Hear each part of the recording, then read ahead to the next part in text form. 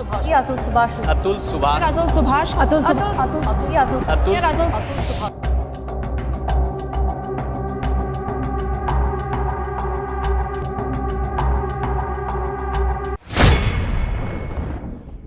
चौंतीस साल के एआई इंजीनियर अतुल सुभाष के जान देने का मामला, जिसने पूरे देश को झकझोर कर रख दिया।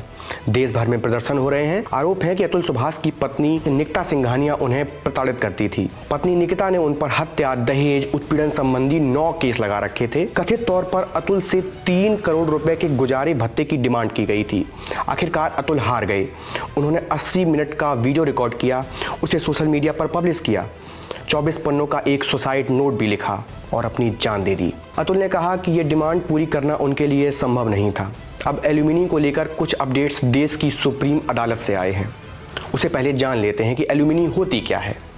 दरअसल तलाक के केस में एक पक्ष दूसरे को एक मेंटेनेंस की रकम देता है, जिसे भरण पोषण कहते हैं या एल्यूमिनी भी कहते हैं।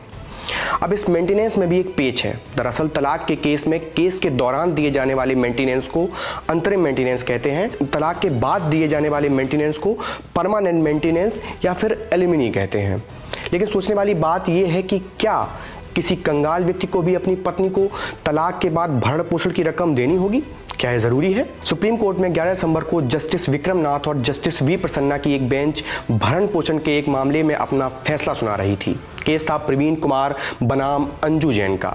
इस केस में कोर्ट ने पति प्रवीण जैन को अपनी पत्नी को 5 करोड़ रुपए की एल्यूमिनी देने का आदेश दिया।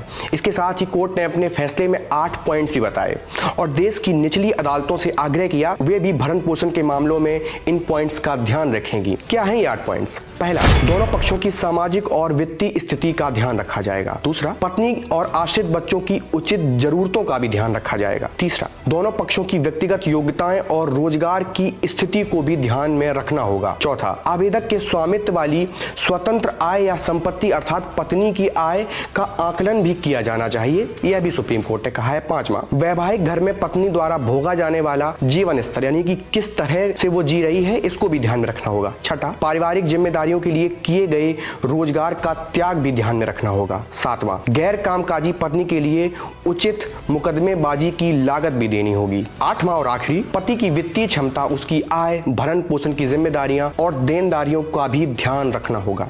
अब बात करते हैं यूथ इन इंडिया रिपोर्ट की। भारत सरकार ने भारतीय युवाओं और उनके बीच चल रही ट्रेंड्स को लेकर एक रिपोर्ट निकाली थी। नाम था youth in India report 2022।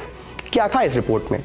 Report में पता चला कि भारतीय युवा और खास तौर पर पुरुष अपनी मर्जी से शादी ही नहीं करना चाहते और यह संख्या हर साल तेजी से बढ़ रही है। साल 2011 में 20.8% युवक अविवाहित थे और 2019 में यह संख्या बढ़कर 26.1% हो गई। यह कहना गलत नहीं होगा कि 2024 में भी यह संख्या और बढ़ी होगी। इस रिपोर्ट में एक और खुलासा हुआ। रिपोर्ट में बताया गया कि युवाओं के सुसाइड करने की वजहों में सबसे बड़ा कारण शादी संबंधी दिक्कतों का है। पुरुष हो या महिला, किसी को दहेज की आड़ में परेशान किया गया और किसी को तलाक देने के बाद गुजारा भत्ता या कहें एल्यूमिनी की रकम के लिए। अब सवाल यह है कि एल्यूमिनी देनी ही क्यों है? जब पुरुष और महिला दोनों एक दूसरे पर आश्रित नहीं है तो एल्यूमिनी देने का विकल्प नहीं होना चाहिए। अदालतों को इस पर विचार करना चाहिए।